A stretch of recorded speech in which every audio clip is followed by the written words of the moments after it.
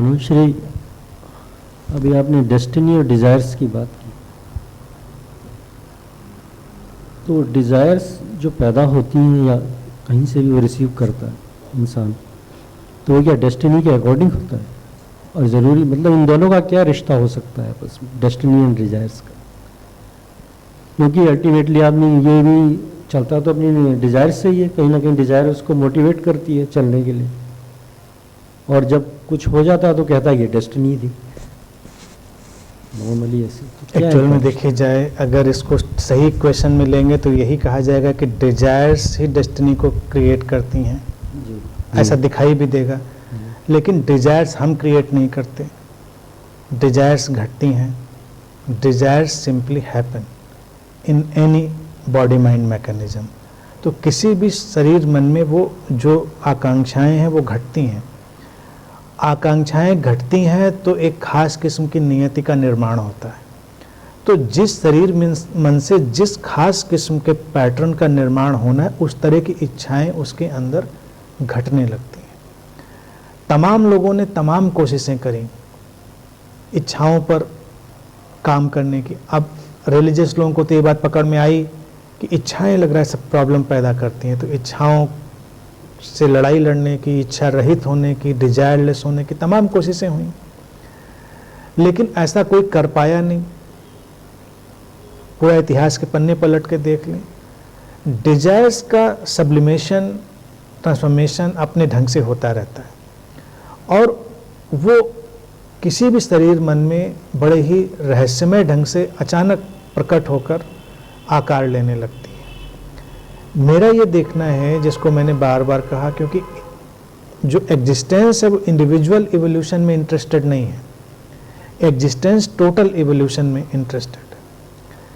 Enlightenment individual कभी होता नहीं, इनलाइटनमेंट एक टोटल इवेंट, टोटल हैपनिंग है। तो उस प्रोसेस में, उस टोटल प्रोसेस में शरीर मन का उपयोग किया जाता, अलग अलग शरीर मन का, तो उनमें वो अलग अलग डिजायर्स की हैपनिंग होती रहती, जो उनकी नियति को एक खास दिशा में ले जाती रहती है। सब जुड़कर एक कोई धारा पैदा कर देते हैं। व्यक्ति के हाथ में बस इतना है कि वो अपनी इच्छाओं को बहुत ही डिटैच होकर वॉच करे। हर इच्छा के पीछे भागे जरूरी नहीं, वॉच करेगा तो हो सकता है एक ही जगह पर बहुत सारे पैटर्न हो डिजायर्स के, और उन डिजायर्स के पैटर्न में हम किस पैटर्न पर उंगली रखेंगे, उसको कैच करेंगे। जिसको भी हम कैच करेंगे वो हमारी डेस्टिनी के अलग शेड को तैयार कर देगी। बनेगी नियति इच्छा के आधार पर ही, लेकिन इच्छाएं भी एक मेले की तरह आती हैं। वो बड़ी एक एक करके कैट वॉक नहीं करती, उनका फैशन शो वाला मामला नहीं होता। इच्छाएं बिल्कुल मेले की तरह आती हैं। फैशन शो वाली इच्छाएं आए तो हम लोग बड़े शांति में रहें कि एक आई और फिर जब एक चली गई तो फिर दूसरी आई, ऐसा तो होता नहीं। इच्छाएं कभी कैट वॉक नहीं करती, वो तो एकदम से 2 4 5 10 चली आती हैं। उनमें से कोई एक आध हम पकड़ लेते हैं, कुछ छोड़ देते हैं। अब उस मौके पर हम, जिसको साधना कहते हैं, तो साधना बस इतनी है, अलर्टनेस, अवेयरनेस को बढ़ाना। तो उस अलर्टनेस की कंडीशन में हम किस इच्छा और किस डिजायर को पकड़ते हैं, किसको छोड़ते हैं, ये हो सकता है। हालांकि वो भी कॉस्मिक विल पर डिपेंड करेगा कि आप उस ट्यूनिंग में आएंगे, ये भी कॉस्मिक विल पर। लेकिन फिर भी साधना के तौर से अगर कुछ सजेस्ट किया जा सकता है तो इतना सजेस्ट किया जा सकता, थोड़ा अलर्ट रहिए। आपके पास कभी भी एक डिजायर नहीं हो, कभी वॉच करके देख लीजिए, मल्टीपल होंगी। मल्टीपल में एक कोई होगी जो प्रभावी होगी, वही हमारे ऊपर हावी हो जाती है। लेकिन कभी कभी छुपी हुई भी कुछ होती हैं पीछे, वो और पावरफुल हो सकती हैं। तो अगर हम उनको एक्सेस कर पाएँ, उनको भी पकड़ पाएँ, तो डेस्टिनी का पैटर्न बदल जाएगा, चीज़ें बदल जाएंगी। कभी कभी हमको लगता है कि अचानक हमने कोई निर्णय लिया और उस निर्णय के साथ चीज़ें बदल गईं।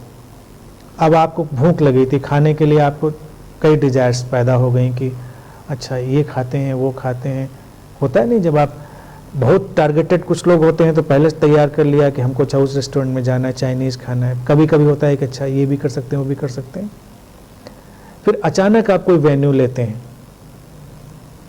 वो आपकी इच्छा पे, खाने की इच्छा पे तय हुआ, और उस वेन्यू में जाकर ही आपके लिए खाना ही नहीं मिलता, पूरा पैकेज ही होता है, कुछ और बदल जाता है। कभी किसी से मुलाकात हो जाती है, कभी कोई झगड़ा ही हो बैठता है, कभी कुछ अच्छा हो बैठता है, कुछ भी हो जाता है। लेकिन वो मोमेंट,